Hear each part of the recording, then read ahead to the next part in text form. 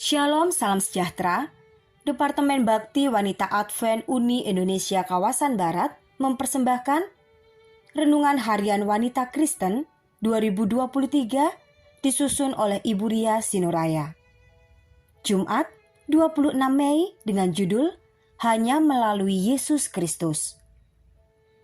Firman Tuhan di dalam Kisah Para Rasul 4 ayat 12, dan keselamatan tidak ada di dalam siapapun juga selain di dalam Dia.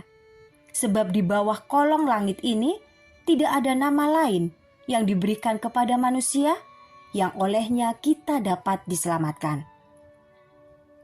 Saya menikah dengan seorang gadis beragama Advent. Mertua saya dan 2 orang teman saya yang beragama Advent tidak berhenti untuk mengajak saya mengikuti kebaktian kebangunan rohani. Namun saya masih mengeraskan hati sebab saya masih menyukai rokok dan minuman keras.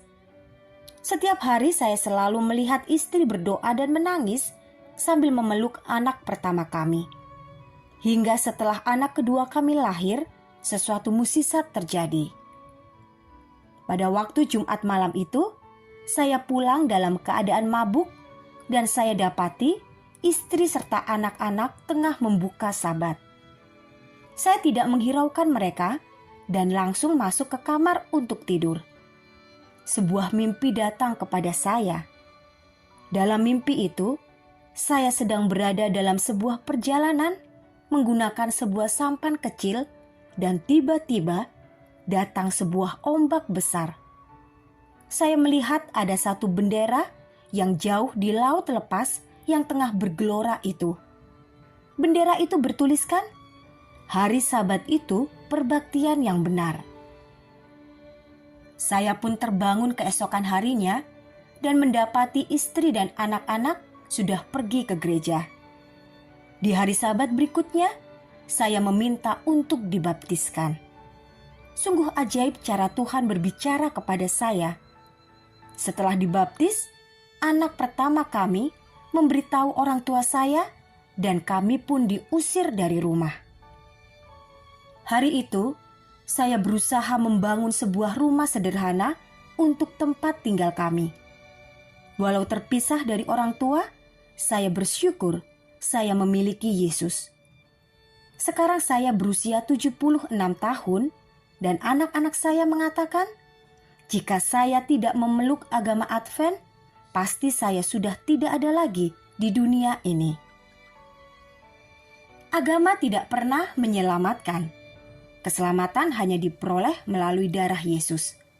Nama Yesus yang berkuasa telah menjadi kekuatan bagi orang Kristen selama ribuan tahun. Di awal pasal 4 dari kitab Kisah Para Rasul ini, kita temukan bahwa ada seorang yang telah berusia lebih dari 40 tahun yang telah disembuhkan oleh Petrus dan Yohanes. Ketika itu, ada sekitar 5.000 orang laki-laki yang percaya kepada Yesus setelah mereka memberitakan tentang kematian dan kebangkitannya. Sehingga ajaran bahwa dalam Yesus ada kebangkitan dari antara orang mati membuat geram orang Saduki yang tidak percaya kepada kebangkitan, dan imam-imam Yahudi lainnya. Sehingga Petrus dan Yohanes ditangkap dan diadili, serta diancam supaya jangan lagi berbicara dan menggunakan nama Yesus. Namun dengan berani, mereka tetap menyampaikan bahwa hanya dalam nama itu, Yesus, yang telah disalibkan oleh imam-imam, ahli Taurat, dan bangsa Yahudi, mereka beroleh kuasa hingga dapat melakukan mukjizat yang tidak dapat disangkal karena ada bukti seorang lelaki yang sembuh tadi di hadapan semua mata di ruang pengadilan. Sidang tidak melihat jalan untuk menghukum mereka karena takut akan orang banyak yang memuliakan nama Allah berhubung dengan apa yang telah terjadi. Sehingga kedua murid Yesus itu dilepaskan. Percayakah Anda bahwa ada kehidupan di balik kematian? Percayakah Anda itu semua pasti dapat terjadi oleh karena jasa Kristus? Dialah anak sulung yang lebih dahulu bangkit mengalahkan maut, sehingga kita dapat beroleh selamat. Renungkanlah. Kiranya Tuhan memberkati kita semua sepanjang hari ini.